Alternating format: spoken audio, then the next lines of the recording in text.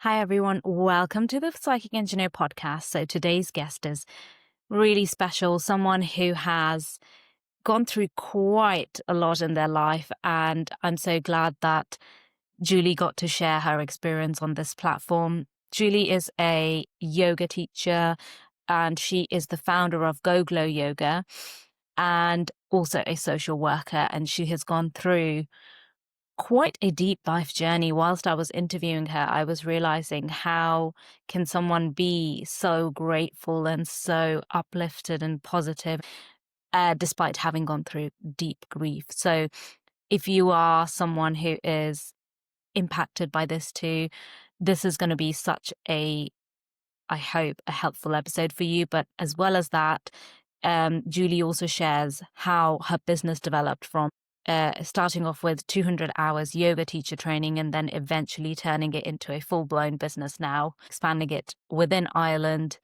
and doing classes there. So I hope you enjoy this episode.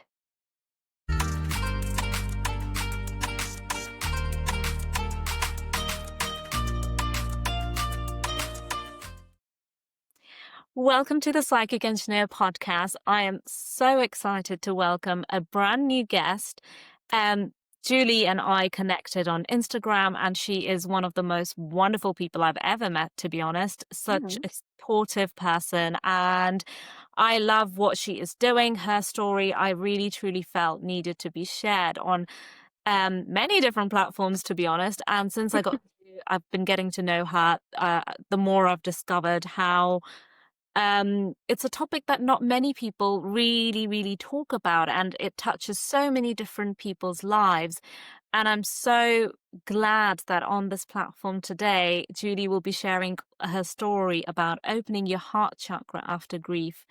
And let's get right into it. Welcome, Julie. Julie is fine, right? Or do you prefer Jules? Oh yeah, Julie is perfect. Yeah, perfect. Thank you so much, Abby. Thank you so much for being here. I am so excited to have this chat with you. Likewise. Oh my God, likewise. It's just been such a pleasure getting to know you and interacting with your beautiful content and listening to your podcast. So it's an honor to be here and it's an honor to talk about this topic. So yeah, thank you for creating this space. Oh, absolutely. So, in this podcast, I want to start off with card calls. So that's one of my favorite things to do, just to see what the energy is for today. So let's see what you get. These are all very positive messages. Oh, wow. The card out straight away. Oh, Oh, you get the card of gratitude. oh, how fitting. I love Oh, that. that's so nice. And definitely I'm expressing my gratitude as well for this, for our chat. And what a beautiful card to begin this. Beautiful. What a lovely little seed to plant. Absolutely. Yeah. Is there something that you want to share? What comes up in your mind when you hear the word gratitude?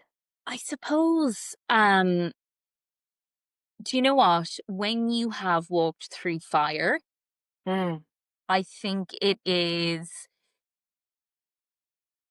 it becomes a little bit easier not to take things for granted so much or not to be as complacent. Do you know? Because I think in the humdrum of life, we're busy, we're all juggling balls. And then through my experience, I've witnessed the fragility of life. Yeah. And I've worked so hard to rebuild a new life that I'm really grateful for where I am now and for the people that I have in my life now. So gratitude is something I try and lean into as a daily practice. So yeah. Brilliant. Yeah. Yeah. Gratitude is such a, I try and make a habit of it in the morning with a gratitude journal.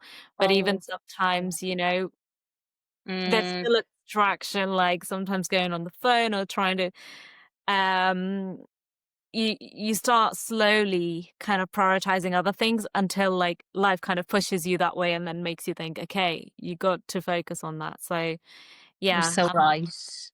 You're so right. And I think life as well keeps putting the same things in your way, the same lessons until you kind of are open enough to be able to um learn them and integrate them into your way of life as well. Do you know, you'll keep bumping into the same things. Do you know that way? Isn't it's, I Yeah. think, the case, you know? Absolutely. Yeah, it really does. Life keeps showing you those lessons again and again. Yeah. Mhm. Mhm. Mhm. Um, so let's let's dive into yours Yes, mentioned about absolutely. So, oh gosh, where do I start? I feel like I'm 1,000 years old, but I'm not, I promise. um, Witchcraft is good, but it's not that good.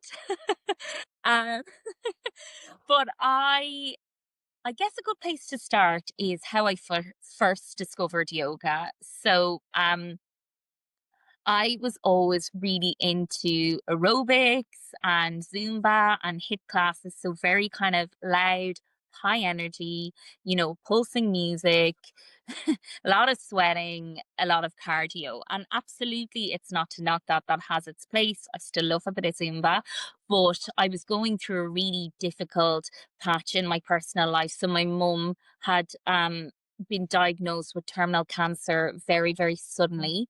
yeah, um, I had just signed a rental lease with my then partner, yeah. um, literally, a couple of days prior to that.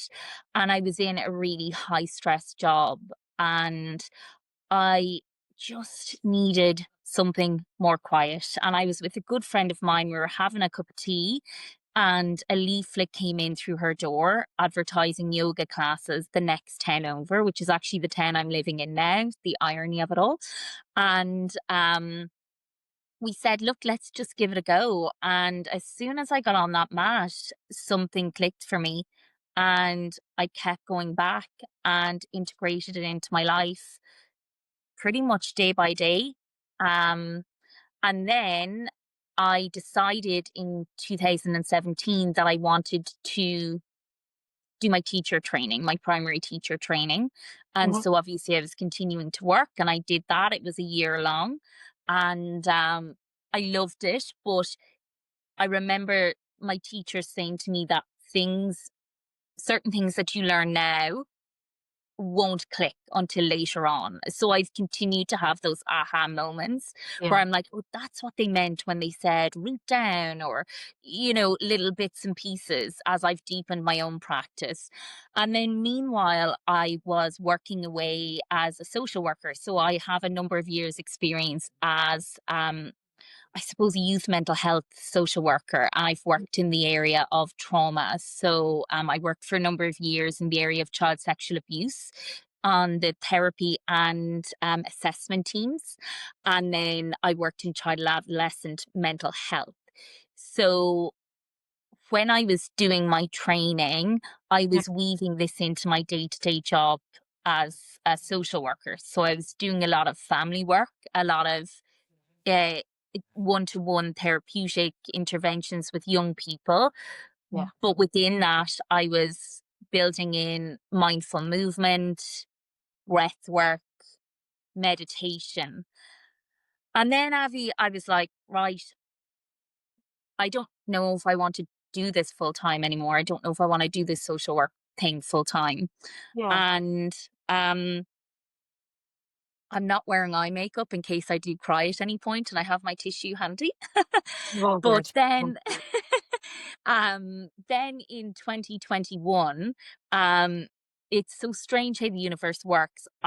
It was the October, it was towards the end of October, and Mm, myself and my then husband, his name was Paul, and we sat down and we said, look, okay, you're all in, like cash all the chips in, go for it, and go in part time. Put your application in for part time as a social worker, and turn your attention to what is really feeding your soul, i.e., your yoga, and just build it up slowly.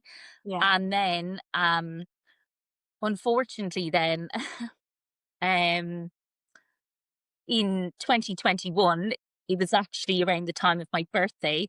My husband passed away suddenly in our home. yeah, Um, so I told myself I wasn't going to cry, but I still seem to. no, Um, you know. Mm. So it was really, really sudden. Mm. It was from what's called sudden adult death syndrome. So Yeah. you would often hear about SIDS, sudden Wow. infant death. So it's basically where your heart misfires and it leads to a dangerous arrhythmia or heartbeat. And it's very, very quick. So it's different from Mm. a heart attack. With a heart attack, the likelihood, not for everyone, but for a proportion of people, is that you may, like my dad, he had one in his 40s, and thank God he's 80 now and he's alive and well and he looks about 60, he travels the world. But you Wow. may be able to intervene, right? But with sudden adult death, it is it is very sudden. It is as it says. Yeah. Um, we were sitting on the couch at home, and then obviously that night was quite traumatic. Um, so you could imagine that I'm in the fog of grief. Yeah. Um, I didn't want to stay in the family home. We bought this very big house thinking we were going to fill it with kids and we were Mm. going to do all this great stuff together. Mm. And I ended up moving in for a period of time with my sister. Yeah. And then I settled in my dad's house. And one of the myths about grief is, a lot of the books would say don't make big decisions within the first year Right.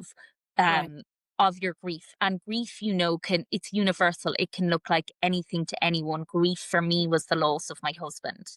Yeah. It could be the loss of a parent, a baby, Mm. anything and everything. Yeah. Um, but for me, I knew I wouldn't go back to that home. Yeah. It's like it had lost its energy when Paul left. Yeah. Yeah. So I stayed with my dad. I sold the family home Mm. and I bought a new place that I could, I suppose, put my own stamp on, Yeah. create my own energy in. And Mm. I mean, Paul is with me. It doesn't matter. It's not about bricks and mortar. And Yeah. so, Avi, I kind of spent that year, I will just say it's not, it's not very polished. Grief is ugly. I find it hard to get up, you know, but there was always a kernel of strength within my mum. She always had, you call it in yoga, like an inner fire in your Yeah. solar plexus. And that's Mm. one of the chakras. Um, and so I muddled through. I had really great friends, long term friends. I met some wonderful friends through different groups since. And I think that's what helped me keep my heart open. And I have a really good friend, Anna Teague. She's also on social media. She's an amazing long term yoga therapist. Mhm. And I had been going to her classes for a number of years. She would have known Paul. We would have gone on yoga retreats together. And she started doing one-to-one yoga therapy sessions with me. Mhm. So that was what was helping to kind of ground my fight or flight system. Right. Because I had so much trauma in my body, which I am to this day still unpacking. Mm. Um, she did a lot of breath work with me, a lot to trigger my vagus nerve, Mhm. which helps to regulate the nervous system within the body. It's like a hug for your body, letting it know that it's safe. Um, and that went on for a number of weeks because I didn't feel quite ready to get back onto the mat in a class setting. Mm. Um, I experienced post traumatic stress symptoms, and what I will say, because of my experience, I at least had, it wasn't always easy to put it into practice, but I had the knowledge so I could understand what was going on Mm. within me. And that is probably a piece of advice that I would give to other people. You are the expert on your own body. Yeah. So you might seek therapeutic support, you might seek medicinal support through your GP, but listening to your own gut is probably the best way that you can support yourself. Yeah. Um, and so I remember I was in my great pal Mandy, long-term friend. I won't tell you how long because then you'll know you'll know my age, Abby. But long-term friend, right? Mm. Mandy. I was in her house, and it's so funny, right? Because we were both back to, not being in relationships, Yeah. you know. And that's not to sound harsh, but it's like you can't be married to somebody if they're not in the same plane as you. Yeah. You know, like I said, they're always in your heart. And I Mm. don't think you necessarily move on as much as move forward, and Yeah. you grow around the grief. And joy comes back in very unexpected ways. Mm. But myself and Mandy were going through, we were at a similar life stage. We were both buying places to live and, all those bits and pieces. So we were back in her parents' home. I got a call from my good friend Anna, the yoga therapist I mentioned earlier. And she Yeah. said, I have this idea.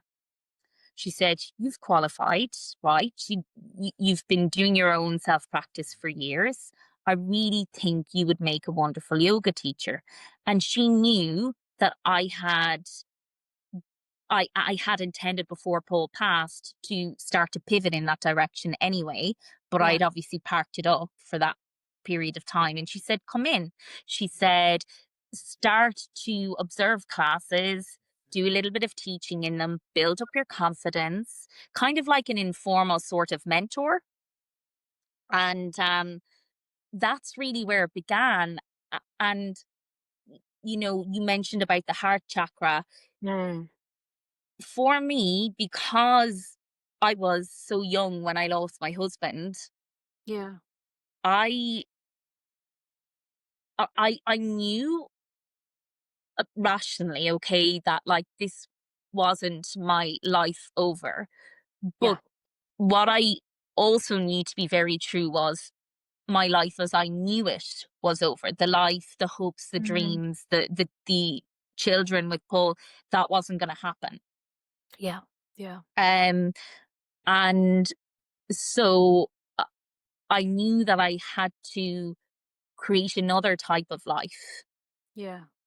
And I have always been a person that finds, and I'm sure I'm not the only one out there, that finds safety and stability in structure, Mm. in having some sort of purpose. So, when we were thinking about this podcast, one of the things we were thinking about was how do you create a life of purpose, and what does that look like when everything has imploded, Yeah. Um and it was really it was getting my home, Yeah. having a place to kind of lay my head down. And that looks like different things to different people. It's all relative. But for Yeah. me, I needed my own space again. um, Yeah. and I needed the Honestly, permission to grieve whatever way I yeah. needed to grieve, without anybody having eyes on me, if that makes sense. My dad was amazing, and we bonded Mhm. so much because of his experience of losing my mum and how close he had been to Paul. Um, and then also yoga. Yoga, it's so funny. I think back, right?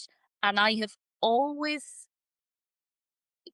I first came to the mat because I knew I was going to lose my mum, Mm. and I knew I needed a safe place to land. And then it's like I came back to it again. I'd always been there, but I came back to it maybe in a slightly different role, always a student, but also stepping into my power as a teacher as well. And Yeah. sometimes I could be like bawling my lamps out, having a big snotty cry, And then I would go into class, I would ground myself. I did a video on it a couple of weeks ago. I do my Palo Santo, um, I do my breath work, I'd feel my feet in the floor, and I think about, right, what energy am I bringing in here? And I'd arrive on the mat, and it was this wonderful escapism because I was able to um step into this completely different space, aside from the physical asanas or the poses, being able to kind of regulate my, the speed of my voice, Yeah. and I suppose slow my breathing down, the pitch of my voice, the Yeah. tone. As I was guiding students through meditation, I found all of that good stuff was filling me back up as well. And I would really start to come down. I'd start to get very relaxed as well. And it would just be this co created environment of peace. Yeah. And I suppose then, Avi, as I got more and more confident, Mm. the areas that I stepped into then expanded. So I actually did special yoga teacher training with my good friend Anna, the yoga therapist I referenced earlier, who Mm. who kind of gave me a nudge to set me on the path. She was one of the teachers on it, and she said, "This training will probably be one of the best you've done." And I've done quite a lot. I've done pregnancy, I've done yin, I've done chair, I've done a lot since my kind of primary training. Yeah. Um, because 200 hours is great, but there's only so much you learn in that period of time as well. So it's, in Yeah. my opinion, important to upskill. And, I enjoy learning as well. So what I did was I did the special yoga teacher training with her and another lovely teacher called Tori, who's based up north. And she was right. That training has opened up so many Mm. additional doors for me, and I love special yoga. So I work in a number of schools, um, and with the Special Olympics, Yeah. doing yoga with young people who have additional needs. Um, it's Yeah. it's great because I've my background in social work, and I started out way back when Yeah. working in the area of disability, working with adults and children with additional needs. So to see it kind of come full circle Yeah. has been so lovely. Yeah. And it gave me something to, uh, not to sound too cliched, but something to kind of live for. So when I realized that I wasn't going to go back to social work, I had kind of set the business up. I was tipping along for about a year. I wanted to see if I could Yeah. make it viable for myself. Once I felt that I could, about a year and a half in, I put Mhm. in my I suppose my request to leave the job, Yeah. um, and just focused on setting up my business. Right. And where it kind of came from, the name Go Glo Yoga is all about, I suppose, that heart chakra, that kind of beautiful green aura, Yeah. and how, inside actually we've all got this amazing ability to ground down and root up and grow, Mm. and um kind of find our own glow, whatever that looks like, Yeah. and feels like. And I knew then that I wanted to bring all of my therapeutic training as well, Yeah. and working with trauma. I actually love that story. I was actually meaning to ask you, where does that come from? But I love the story of how it's sort of your aura and the green heart chakra. So it links so well with, the kind of like the topic we set up for this podcast as well, opening up your heart chakra. So I'm really happy to hear that that's what it was and how your name came about. Yes.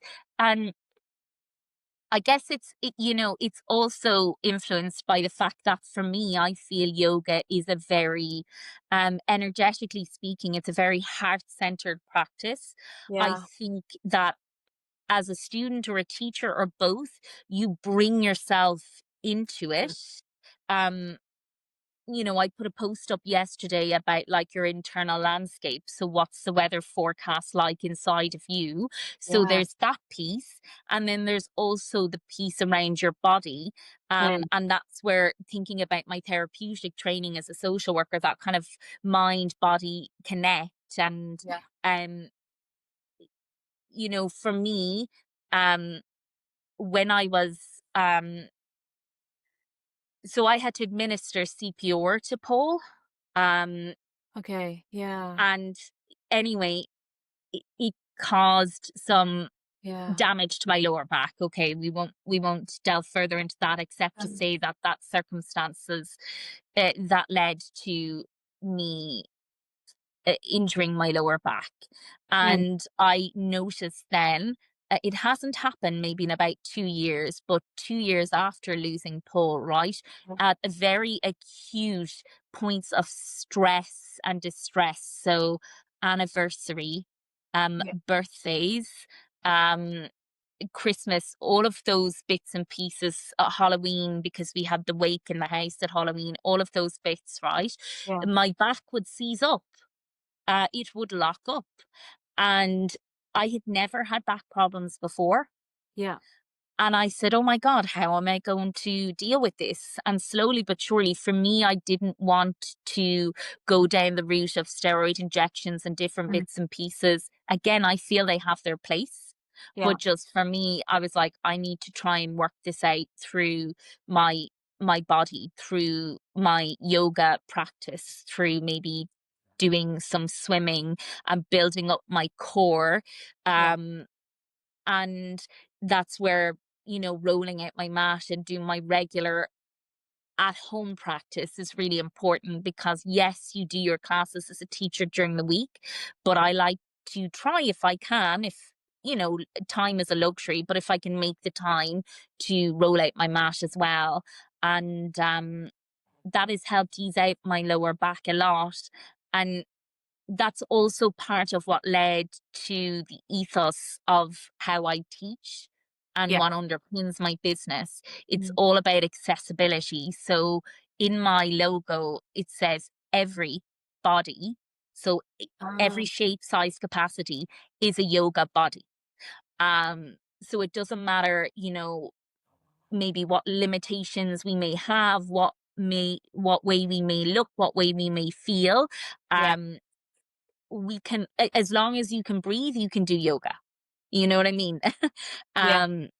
And I wanted it to be accessible for everybody, because there's certain things that for me and my body might not suit me with my lower back, Yeah.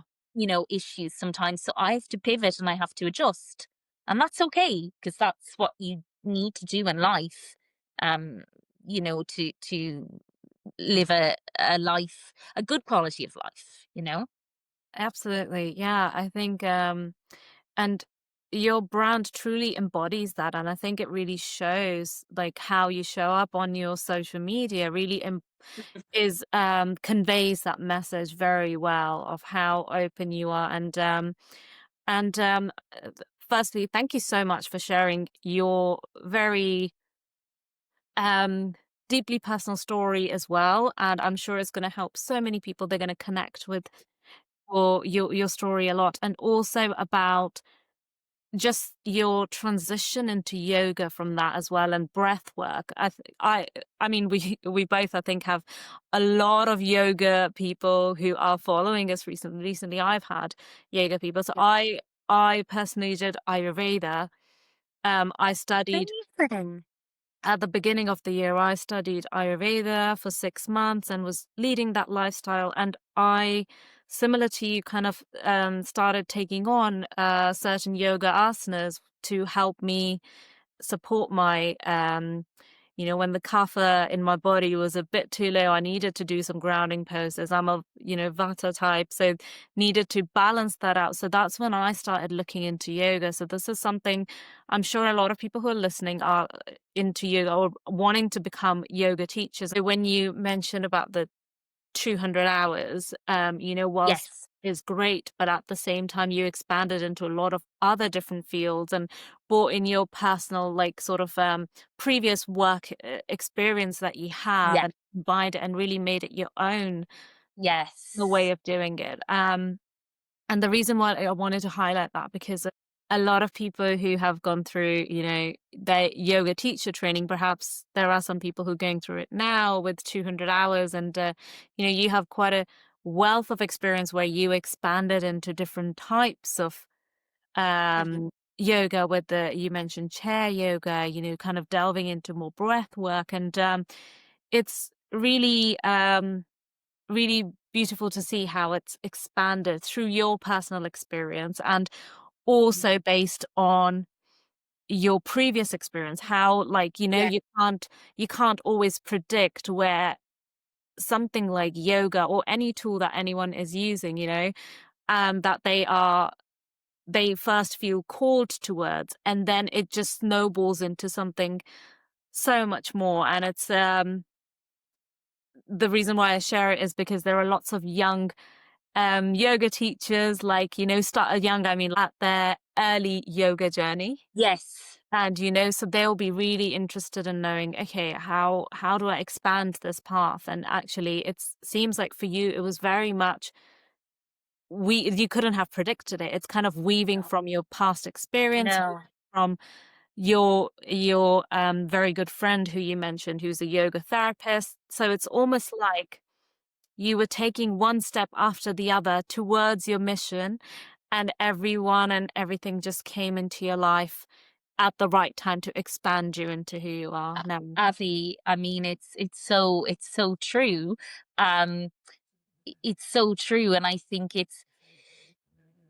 the thing is, right, if I hadn't have said yes to Anna, that time she said, "Look, do you wanna come in? Do you wanna start getting a little bit of experience?" If I had lived in the fear, Yeah, and when you go through a really difficult time and the foundations of your life yeah, are shook, mm, you sometimes it does feel safer to stay frozen, to go into like a dorsal shutdown and say, "Oh, no, no, no, not right now." Um, if I hadn't managed to kind of lean into that and say, "Do you know what? I'm going to give it a go. Why not?" yeah, It, you know, this may not have unfolded the way that it has. And even right, I was 12 when I started doing my training as an opera singer, right? So it was all the wow, way back when. My mum was an opera singer, which was fantastic. My husband was a drummer. My current partner is a drummer. So music is always, my nieces are fantastically talented. yeah, Um, just music, it's in the DNA. And yeah, started at 12. My mum and my sister kind of brought me to lessons, and I taught then musical theatre for a little while when I was doing my masters and different bits and pieces. And now next year I'm doing my training in sound therapy. amazing. And I thought it would just be a really nice link, because I already do a lot of chanting um in my classes, you know, because that's part of what relaxes the central nervous system. So I Yeah, thought, hey, I'll go into this area and see then how I can weave that back into what I offer to my students, mm, you know. Um, and I've had the privilege of creating safe therapeutic spaces on my grief yoga um retreats. So I offer once a quarter retreats, day retreats for yeah, people who have experienced partner loss, and it's all about self-care yoga. And I will often focus on one of the chakras. So I had written a meditation for the heart chakra, and I'd gotten the rose quartz crystal yeah, for everybody. And incorporated that in, and it's just all about trying to give people a small slice of safety, Yeah. of letting them know that they are okay, that Yeah. they are safe in the present moment. Um, so, I would use some very accessible affirmations, but it's also that walking this road, grief can be very lonely. It It's not like I can. really had friends Yeah. who could relate to what I was going through. So for me, I wanted to create a space for people to have that peer support piece. Yeah. So, when I had first lost Paul, because my training is as a social scientist, social work, I did a lot of reading around research, what helps people to develop their resilience and make it through traumatic experiences, whatever that might look like, Yeah. torn circumstances, experience of the concentration camps, Mm. all of the things. Um, it's all relative. Yeah. And one of the big indicators of positive outcomes is developing community support and a sense of belonging, and peer support is huge. So that's hopefully what I try to create and offer within those retreats. um Yeah. so it's all just kind of unfolded, um Yeah. kind of probably, n- not the loss of Paul, but probably what has followed has Yeah. fallen into place, maybe the way it was meant to, in a sense. Yeah. And it also led me to meeting my current partner, Mm. and we met through work, actually through yoga. He was a site manager in one of the services, the first one that I started kind of dipping my toe into, the special needs organization Yeah. called Connections, which is so ironic. I mean, the name says it all. And Yeah. it was a very kind of slow, um a very slow start. Yeah. And here we are today, and he takes me as I am, and I always said that if I was going to date again, which I knew I wanted to, I didn't want to close my heart off to that, but I needed somebody who was going to be able to say, okay, I'm strong enough to be your man or your person, and I get it, and you have come with a life already lived, and I'm okay with that, and I accept it, Yeah. you know? Yeah. So yeah. That's beautiful. No, that's Thank beautiful. you. It's so interesting, right? How universe gives us signs, like you said, with the Paul's connection, and like, you can't make it up. It's You how, can't make it up, yeah. Abby. And you know what? I'll give you a funny one, right? Barry, that's my partner's name. He had actually, right, he had been job hunting at the time, and he'd gotten a couple of emails from similar ish organizations. And Mm. he actually thought that he had accepted the role in Age Action Ireland. He didn't realize he had accepted it to Connections. And then when, Wow. obviously he twigged, but what I'm saying is it's like sliding doors. If he Yeah. if he had accepted the role to Age Action Ireland, we may never have met. We wouldn't have been in the same environment to Wow. have crossed paths. So it's Yeah. I wouldn't necessarily be religious, but I am spiritual. Yeah. And I definitely do believe that I have been getting support through, my mum Mm. and Paul up there, only rooting for me, only wanting the best for Mm. me. And yeah. So I feel gratitude for Mhm. that. Oh, Yeah. yeah. Yeah, such an inspiring life story, and how, the path has unfolded. And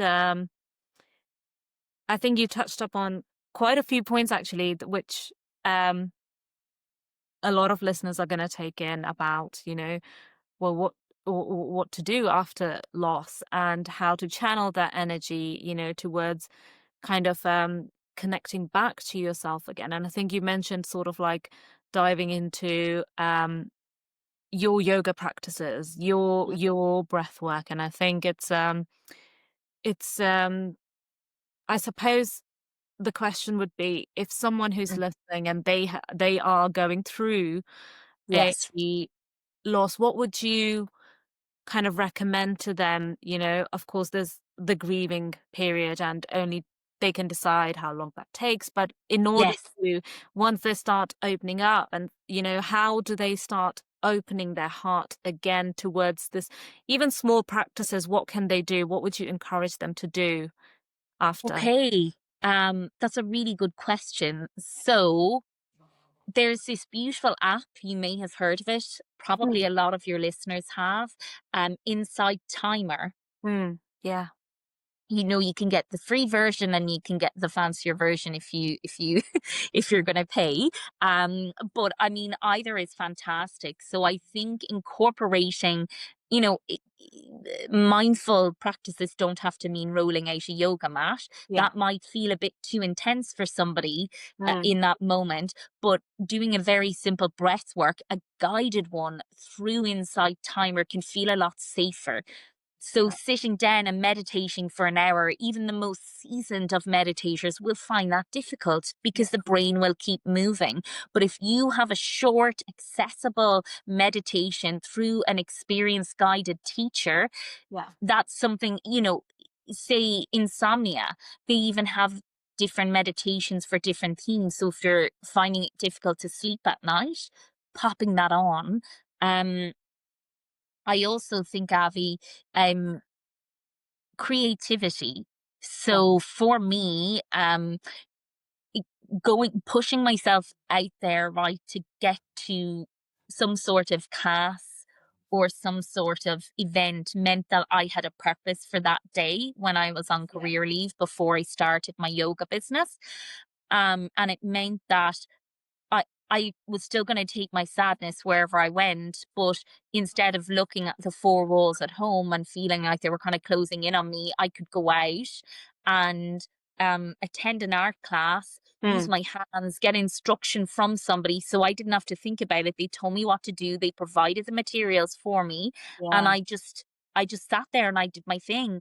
And then if I wanted to, I could chat to people over the cup of tea afterwards. And if I didn't feel like it that day, I could get in my car and I could leave. So I always gave myself the permission to have an out if Yeah. I felt things were getting too much.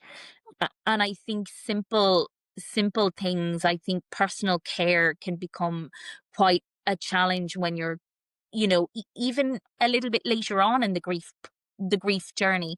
Yeah. So I mean, like things like, showering and Mm, taking care of your hair or going to get your nails done. So mm, for me, when I took my ring off, I said I can't look down at my hands like that. yeah. And so one of my friends suggested, why don't you go and get your nails done? Yeah. And I continued that since. And it just made it a little bit easier for me to look down at my hands then and say, okay, I mightn't have my beautiful ring and all that symbolizes on me. Mm, It's still safe in my home and in my heart, but I have these nice nails to look at. And it might yeah. seem trivial to somebody, but actually that's a little win. If you can get up, you can get changed, Mm, walk down to the nail salon, you are winning. That's good work for the day. yeah. You know what I mean? Um, 100%. Yeah, yeah, does that answer your question, or do you absolutely. want I me to think no, no, no, answer? absolutely. Yeah. I think it often, and we I'll touch up on this for a little bit, that often we get into this comparison mode, not realizing that someone's, you know, sort of a very mundane task can Yes, be such a big progress. And um yes, and that's huge. like that's given me perspective, definitely. Sometimes we are in on social media, and often you start thinking, oh gosh, their audience is growing, this is happening, that's happening, and you start comparing yourself, and you have no idea what someone has been through to get to that stage, and what has it has It. taken.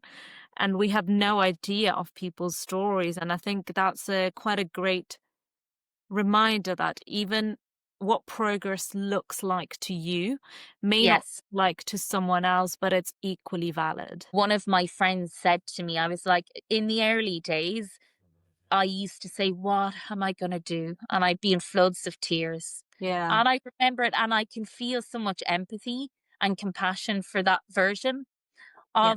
of myself, because I was genuinely so distressed. I did not know what to do. And she said to me, "Do the next thing. Make yourself a cup of tea."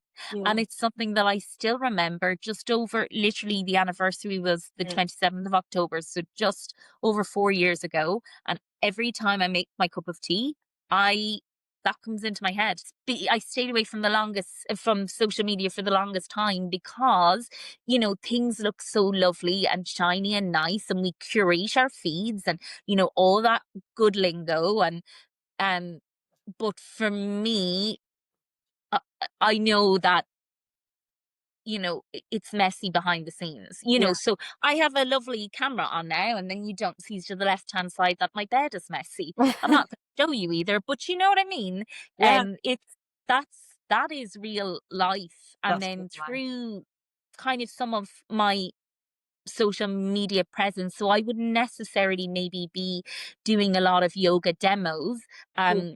I enjoy watching them, and I think there is so many, oh, so many beautiful teachers out there. Yeah. And thank the Lord they're representing that. That's not necessarily my wheelhouse. That doesn't tickle my pickle Yeah. to do it myself. But I will, like, I might hopefully show some of the messier sides of my life, or like the poem I did yesterday, that I shared yesterday.